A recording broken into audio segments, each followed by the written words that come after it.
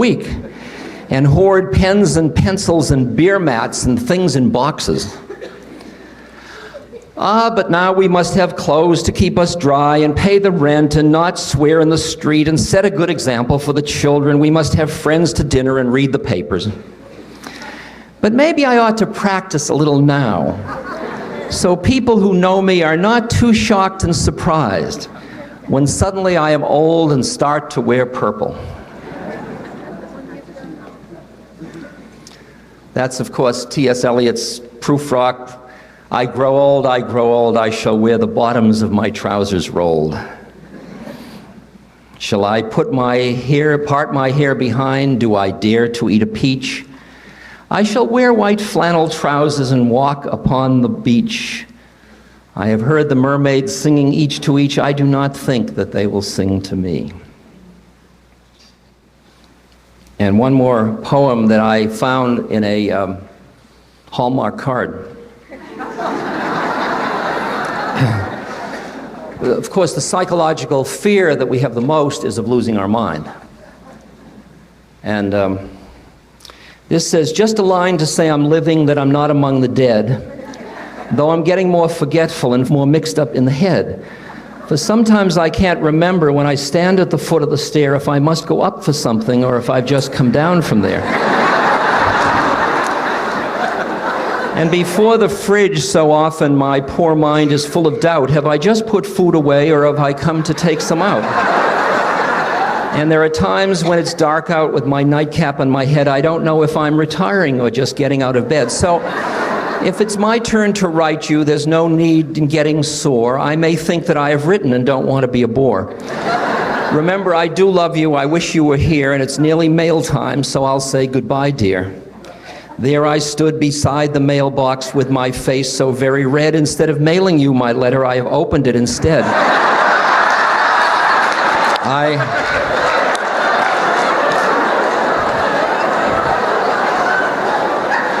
I love my new bifocals. My dentures fit me fine. My hearing aid is perfect, but Lord, I miss my mind.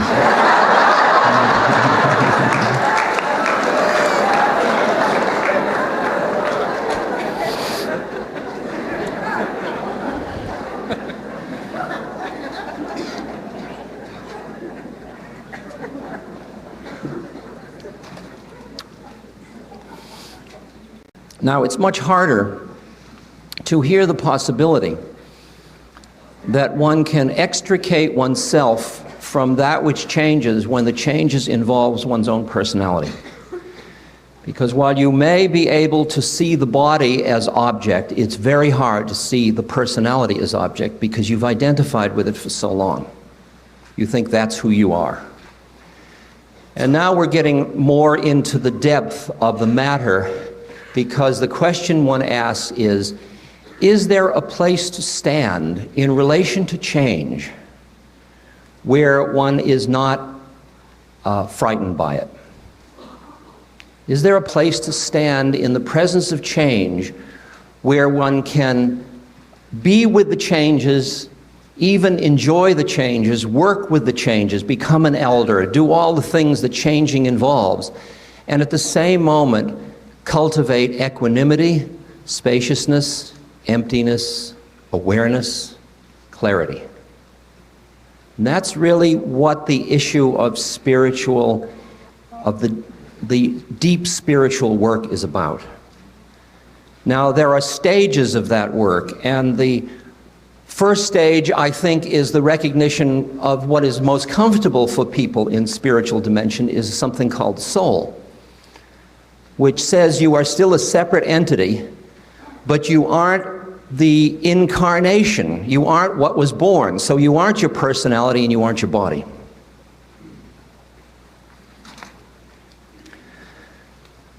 Here are just a few images to work with in thinking about this. One is by Yeats. An aged man is but a paltry thing, tattered coat upon a stick. Unless soul claps its hands and sing, and louder sing for every tatter in its mortal dress. O sages standing in God's holy fire, be the singing masters of my soul. consume my heart away, sick with desire and fastened to a dying animal. It knows not what it is, and gather me into the artifice of eternity. Pull my soul out of the identification with the body. And in T.S. Eliot's poem, East Coker, as we grow older, the world becomes stranger, the pattern more complicated, of dead, of living. Old men and women ought to be explorers. Here and there does not matter. We must be still and still moving into another intensity for further union, a deeper communion. Through the dark, cold, and empty desolation, the wave cry, the wind cry, the vast waters of the petrel and the porpoise. In my end is my beginning.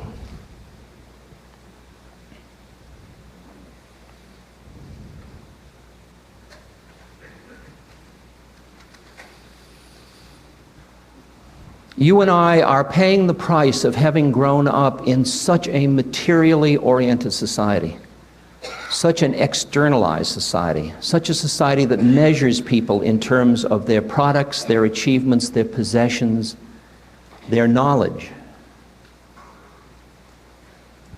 instead of cultivating the quality of being. In the East, one spends one's life, it's from a spiritual sense, in preparing for aging and death. We have spent most of our lives in denying aging and death.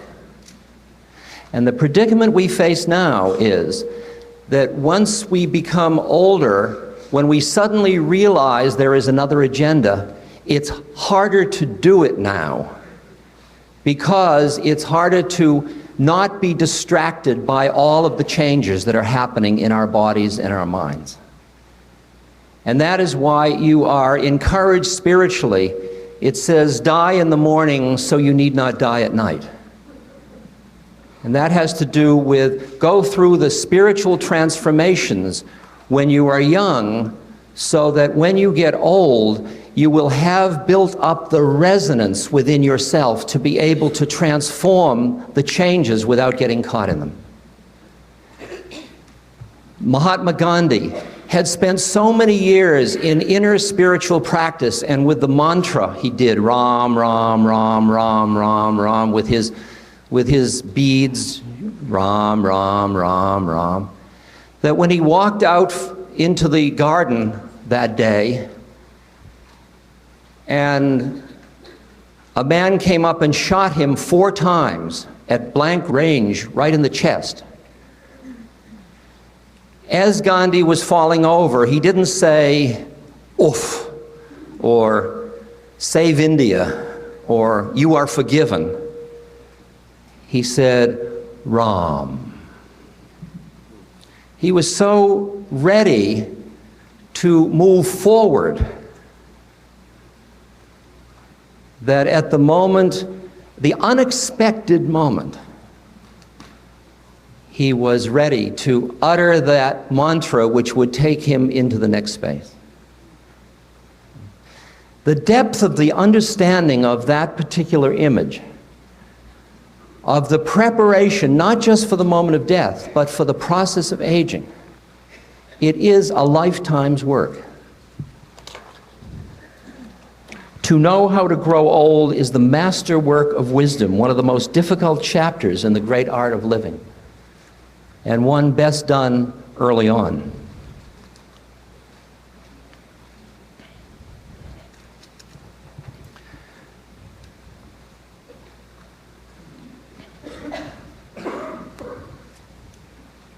T.S. Eliot has one other quote. He says, "We cannot stick to the moving finger of time on the surface of the sphere, but must descend into the still point of the turning world."